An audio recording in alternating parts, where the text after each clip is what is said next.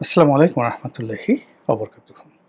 সম্মানিত দর্শক, জাতির উদ্দেশ্যে ডক্টর মোহাম্মদ ইউনূস যে ভাষণ দিয়েছেন সেখানে তিনি নির্বাচনের একটা সুনির্দিষ্ট রোডম্যাপ ঘোষণা করেছেন। ২০২৬ সনের ফেব্রুয়ারি মাসের প্রথম অর্ধেক সময়ে এবং সামনে যে পবিত্র মাহে রমজান আসছে ২০২৬ সনে, এই পবিত্র মাহে রমজানের আগেই নির্বাচন অনুষ্ঠিত হবে, সম্পন্ন হবে, এভাবে ঘোষণা তিনি দিয়েছেন। এবং সেই ঘোষণা অনুযায়ী তিনি ইতিমধ্যে ইলেকশন কমিশনকে চিঠি পাঠিয়েছেন, নির্দেশনা জারি করেছেন। নির্বাচন আয়োজনের সকল ব্যবস্থা নেওয়ার জন্য তিনি প্রয়োজনীয় ব্যবস্থা গ্রহণের নির্দেশ তিনি দিয়েছেন। এখন নির্বাচন কমিশনে তোড়জোড় চলছে এবং নির্বাচন কমিশনও বলছে যে ফেব্রুয়ারি মাসের প্রথমার্ধে এবং সুনির্দিষ্টভাবে তারা ৮ তারিখে নির্বাচন অনুষ্ঠানের ব্যাপারে দৃঢ়তা প্রকাশ করেছেন এবং সেই অর্থে ঠিক ৬০ দিন আগে ডিসেম্বর মাসের ৮ তারিখে ২০২৫ সনের নির্বাচনের তফসিল ঘোষণা করা হবে বলে ইলেকশন কমিশনের পক্ষ থেকে বলা হয়েছে। সবকিছু স্বাভাবিক থাকলে আপনারা পবিত্র রমজান মাসের আগেই বাংলাদেশে একজন নতুন প্রধানমন্ত্রী দেখবেন, নতুন একটা সংসদ দেখবেন এবং নতুন একটা ভবিষ্যৎ দেখবেন। এখন বক্তব্য হলো যে যেভাবে ডক্টর মোহাম্মদ ইউনূস ঘোষণা দিয়েছেন সেভাবে কি নির্বাচন অনুষ্ঠিত হবে? তিনি কি শেষ পর্যন্ত নির্বাচন দিবেন নাকি দিবেন না? নাকি তিনি যাকে বলা হয় যদি কিন্তু বাট ইত্যাদি কথাবার্তা বলে নির্বাচনকে পিছিয়ে দিবেন? আমি পাক ভারত স্বাধীন হলো তার আগের ইতিহাসগুলো যতটুকু পড়েছি, তারপরে দ্বিতীয় বিশ্বযুদ্ধ পরবর্তী ব্রিটেনের রাজনীতি এবং অর্থনীতি নিয়ে যতটুকু পড়েছি, তাতে আমার কাছে মনে হয়েছে যে ব্রিটিশ সরকার ভারতের স্বাধীনতা দেওয়ার জন্য রীতিমতো পাগল হয়ে গিয়েছিল। আর ভারতের যারা নেতা, পাকিস্তানের যারা নেতৃবৃন্দ রয়েছেন তারা চাচ্ছিলেন যে আরও কয়েক বছর পরে তারা স্বাধীনতা লাভ করবেন, কারণ তাদের কোনো মানসিক, শারীরিক, লজিস্টিক প্রস্তুতি ছিল না। ছোট পরিসরে হলেও এখন অবস্থাটা ঠিক তাই হয়েছে। ডক্টর মোহাম্মদ ইউনূস তার দল গঠনের চেষ্টা, তারপরে এই সরকারে তার যে ক্ষমতা এটাকে প্রলম্বিত করা, দীর্ঘদিন থাকার ইচ্ছা, আপনি আরও ৫ বছর থেকে যান, তিনি ৫ বছর থাকবেন, এই জিনিসগুলো এখন তার জন্য বুমেরাং হয়ে পড়েছে। তার বাস্তব প্রমাণ হলে আপনি দেখবেন যে তার চেহারা সুরতের মধ্যে এক ধরনের বিষণ্ণতা কাজ করছে। তিনি রোগাক্রান্ত হয়ে পড়েছেন। তার সেই শারীরিক যে সুস্থতা, স্বাভাবিক রাষ্ট্র ক্ষমতায় আসলে মানুষের মধ্যে একটা তেল ঝোল আসে। ক্ষমতার স্বাদের কারণে আপনি দেখবেন যে অনেক মৃত পথযাত্রী মানুষ সিংহাসনে বসায় দিলে মুহূর্তের মধ্যে তরতাজা হয়ে যায়, এটাই নিয়ম। তো সেক্ষেত্রে ডক্টর মোহাম্মদ ইউনূস ক্ষমতায় বসার পরে তার চেহারা ভালো হবে, সুরত ভালো হবে, পোশাক আশাক ভালো হবে, কিন্তু সেটা হয়নি। বরং তিনি আরও শীর্ণ হয়ে গেছেন, তার পোশাক জীর্ণ হয়ে গেছে এবং তার যে জামা কাপড়, জুতো, মানে এর কোনো কিছুর মধ্যে আপনি রাষ্ট্র ক্ষমতার কোনো কিছু দেখতে পাবেন না, বরং এখানে এক ধরনের হতাশা আমি দেখতে পাচ্ছি ব্যক্তিগতভাবে। আপনি দেখেন রাজপথে যখন বেগম জিয়া এবং শেখ হাসিনা যখন আন্দোলন করেছেন, বিশেষ করে এরশাদ জমানাতে, আপনি দুজনের পোশাক আশাক দেখেন, একেবারে সাধারণ শাড়ি, কোনো রকম মেকআপ নেই, কোনো রকম গেট আপ নেই, কোনো রকম লিপস্টিক থেকে শুরু করে কিচ্ছু নেই দুজনেরই। মানে মতিয়া চৌধুরী সারা জীবন যে কাজটি করেছেন ঠিক ওইরকমই একটা পোর্ট্রেট ছিল বেগম খালেদা জিয়ার এবং বেগম শেখ হাসিনার।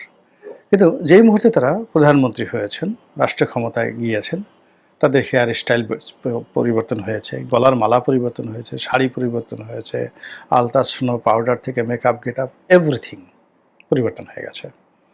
আবার ধরুন বেগম জিয়া দেখেন কত অসুস্থ, কিন্তু এই শেখ হাসিনার পতনের পরে আপনি দেখুন তিনি আবার ঘুরে দাঁড়িয়েছেন, তার চেহারা সুন্দর হয়ে গেছে, তিনি কথা বলছেন, তিনি আবার স্বপ্ন দেখছেন, তাকে নিয়ে দল স্বপ্ন দেখছেন। এটা হলো রাজনীতির একটা স্বাভাবিক প্রক্রিয়া। তো সেই দিক থেকে ডক্টর মোহাম্মদ ইউনূস রাষ্ট্র ক্ষমতায় বসার পরে প্রথম কিছুদিন বেশ উজ্জীবিত ছিলেন, বিশেষ করে একেবারে তিনি যখন সিঙ্গাপুরে গেলেন, তিনি যখন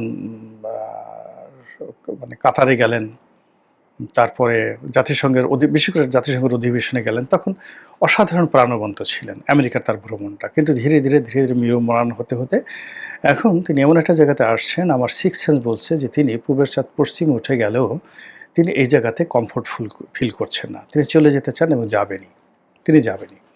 এবং যাওয়ার জন্য তাকে নির্বাচন দিতে হবে, আর নির্বাচন দেওয়ার জন্য তার যে সেফ এক্সিট, সেই সেফ এক্সিটের জন্য বিএনপি হলো তার জন্য সবচেয়ে নির্ভরযোগ্য প্রতিষ্ঠান, এবং সেই বিএনপির সাথে তার সেই জিনিসটা হয়ে গেছে বলে আমরা মনে করি। ফলে তিনি নির্বাচন দিবেন, সেই নির্বাচনে কে আসলো না গেল, কি ভোট হলো না হলো, ডাজ নট ম্যাটার, তিনি এখান থেকে চলে যাবেন, এতে কোনো রকম সন্দেহ নেই। তো এখন যারা এটা নিয়ে সন্দেহ করেন এটা হবে না না হবে, সেটা একটা ভিন্ন প্রসঙ্গ। আমার যেটা সেন্স সেটা হলো, আমি যেটা মনে করছি যে আমি গত 11 মাস ধরেই ওনার সমালোচনা করে আসছিলাম, তার কাজের সমালোচনা করে আসলাম, এবং আমার কাছে মনে হয়েছে তিনি ক্ষমতায় থাকতে চান। কিন্তু সার্বিক পরিস্থিতিতে ক্ষমতায় থাকার জন্য যে ধরনের এলিমেন্টগুলো দরকার, এটা তার কোনোটাই ফেভারেবল হয়নি। এখন জামাতের সাথে তার বন্ধুত্ব নষ্ট, এনসিপির সাথে তার বিশ্বাসযোগ্যতা নষ্ট, তার সহকর্মী যারা রয়েছেন তাদের সঙ্গে তার যে খুব বেশি সম্পর্ক রয়েছে, নট লাইক দ্যাট, ওরকম নেই।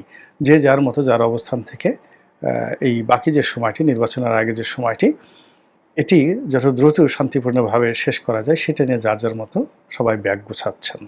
তো কাজেই দেশ নির্বাচনের দিকে এগোচ্ছে। যারা এই নির্বাচন গ্রহণ করতে পারবেন তারা এক ধরনের হিসাব করবেন, আর যারা এই নির্বাচনে অংশগ্রহণ করবেন না, নির্বাচন প্রতিহত করবেন, তারা তাদের মতো চেষ্টা চালাবেন। এখন কোন পক্ষ জয়ী হবে সেটা বলা যাচ্ছে না, তবে এটা শিওর, একেবারে শতভাগ শিওর যে এই নির্বাচন বানচালের জন্য ইলেকশন মানে ডক্টর মোহাম্মদ ইউনূসের সরকারের পক্ষ থেকে, মানে তার নিজের পক্ষ থেকে একটা বিন্দুও নেতিবাচক কোনো কিছু হবে না। বরং উল্টো যেটা হবে, যদি কোনো কারণে তৃতীয় পক্ষ, চতুর্থ পক্ষ, পঞ্চম পক্ষ এখানে জড়িয়ে যায় এবং নির্বাচন বানচাল পেছানোর বা অন্য কোনো রকম দীর্ঘায়িত করার কোনো চেষ্টা করা হয়, তো doctor Yunus will be the first man. তিনি নিজেকে এখান থেকে গুটিয়ে নেবেন, পদত্যাগ করবেন, দেশ ছেড়ে চলে যাবেন, কিন্তু নির্বাচন প্রলম্বিত করে তিনি পুনরায় ক্ষমতায় থাকবেন, এটা আমার সিক্স সেন্স বলছে না।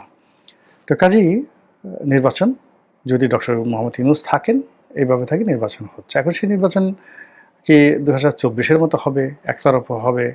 সেই নির্বাচনে কি কেবলই মাত্র বিএনপি অংশগ্রহণ করবে, অন্যরা করবে না?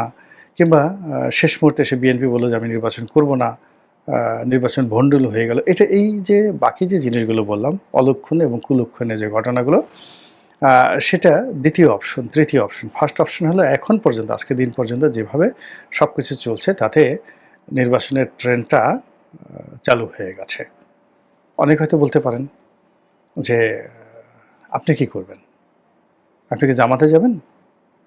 বিএনপিকে আপনাকে মনোনয়ন দেবে? নাকি স্বতন্ত্র ইলেকশন করবেন? অথবা আওয়ামী লীগ যদি আসে, আপনি কি আবার আওয়ামী লীগের মনোনয়ন নেবেন?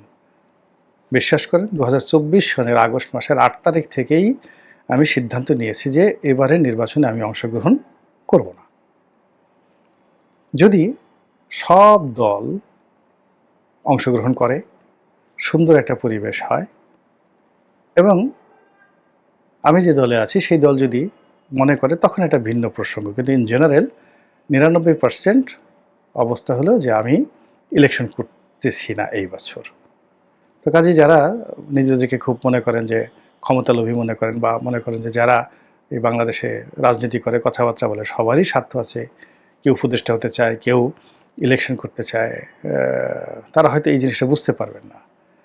আমি 2014 সনে আওয়ামী লীগের রাজনীতির একেবারে অন্দরমহলের লোক ছিলাম, কিন্তু নমিনেশন চাইনি। জেলে যে গেছি এটা ইন্টারনাল। আপনি ধরেন বিএনপির জমানাতে অনেকে, তো বিএনপি নেতারা, এমপিরা, মন্ত্রীরা জেলে গেছেন, ডাজ নট ম্যাটার। তো আমি জেলে গেছি ওটা অন্য কোনো কারণ নয়, এটার সাথে দলের কোনো সম্পর্ক ছিল না। আই হ্যাড এ ফাইট, আমার সঙ্গে এটা ফাইট হলো, এবং সেই ফাইট হলো সালমান এফ রহমান সাহেবের সঙ্গে। এখানে সালমান এফ রহমান সাহেব আমাকে জেলে পাঠান নাই, বা তার সে সামর্থ্য ছিল না। কিন্তু সাংবাদিকদের সাথে একটা গণ্ডগোলের কারণে টোটাল এমন একটা পরিস্থিতি তৈরি হয়ে গেল যে অ্যাক্ট অফ নেচার।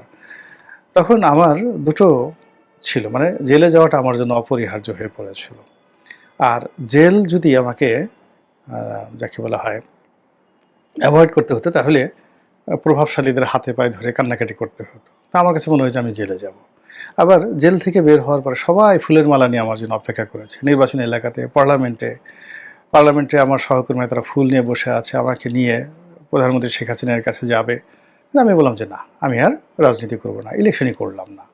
তো ২০১৪ সনে আমার ইলেকশন না করার যে সিদ্ধান্তটা, এটা কতটা সঠিক ছিল ২০২৪ সনে এসে আগস্ট মাসের ৮ তারিখে বা ৫ তারিখে আমার যারা সমালোচনা করি তারা হাড়ে হাড়ে টের পেয়েছেন। আবার এই যে আমি এখন সেই ১ বছর আগে বলছি যে আমি নির্বাচন করব না, এটা যে কত বড় সঠিক সিদ্ধান্ত, আমার বন্ধুরা যারা নির্বাচন করবেন তারা এই ৬-৭ মাস, নির্বাচনের ৬-৭ মাস বা ১ বছর পরে তারা হাড়ে হাড়ে টের পাবেন। তো কাজেই আমার এই যে কথাগুলো বলছি, এখানে আমার কোনো ব্যক্তিগত লোভ নাই, স্বার্থ নাই, ম্যালিস নাই, প্রেজুডিস নাই, কোনো কিছু নেই। তো যেটা বলছিলাম যে নির্বাচনের ট্রেন্ড উঠে গেছে। ধরেন স্বাভাবিকভাবে যদি নির্বাচন হয় তাহলে যেটা হচ্ছে সেটা হলো আওয়ামী লীগ নেই, বিএনপি এখানে অসংখ্য সিট পাবে।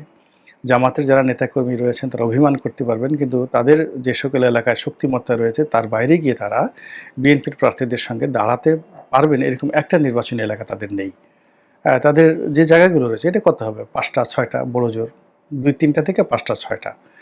সেই সিটে তারা লড়াই করে, মারামারি করে, কাটাকাটি করে বিএনপির সাথে প্রতিযোগিতা করে ভোট কেটে যেভাবে ভোটাররা না আসলেও সিলপিটে জামাতের লোক হতে পারবে।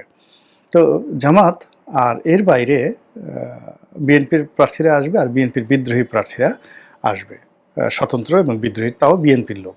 আওয়ামী লীগের কোনো লোক স্বতন্ত্র এখানে আসতে পারবে না, দাঁড়াতেই পারবে না। তাহলে আসলে আগামীতে যে সংসদটা হচ্ছে বা নির্বাচনটা হচ্ছে, এখানে অ্যাবসলিউটলি ব্রুট মেজরিটি থাকবে বিএনপি এবং তাদের যারা বিদ্রোহী প্রার্থী, শক্তিশালী বিদ্রোহী প্রার্থী। ফলে আগামীতে যে ফাইটটা হবে বিএনপি ভার্সেস বিএনপি, নট এখানে জামাত কোনো ফ্যাক্টরি হবে না। ২ নম্বর হলো যে প্রধানমন্ত্রী হবেন তারেক রহমান সাহেব, এবং তারেক রহমান সাহেব নির্বাচনের পরে আসবেন এবং এই জাতীয় ঈদগাহ ময়দানে তিনি প্রধানমন্ত্রী হিসেবে এই প্রথম ঈদের জামাতে তিনি অংশগ্রহণ করবেন এবং সেইটা দিন খুব বেশি নয়। এখন বক্তব্যটা হলো যে স্পষ্টতই বুঝতে পারছেন যে এটা একটা ব্রুট মেজরিটির সরকার হবে, একটা ভূমিধস বিজয় হবে, যে বিজয়ে সিল পিটানো ছাড়া ব্যালট বাক্স ভরা যাবে না। এর কারণ হলো একক নির্বাচনে প্রার্থীদের মধ্যে প্রতিযোগিতা না থাকলে জনগণ ভোট কেন্দ্রে আসে না, এবং ভোট কেন্দ্রে না আসলে এখানে 2% 3% ভোট কেন্দ্রে ভোট কালেক্ট হবে, বাকি ভোট মোটামুটি সিল পিটিয়ে সেখানে ভরতে হবে।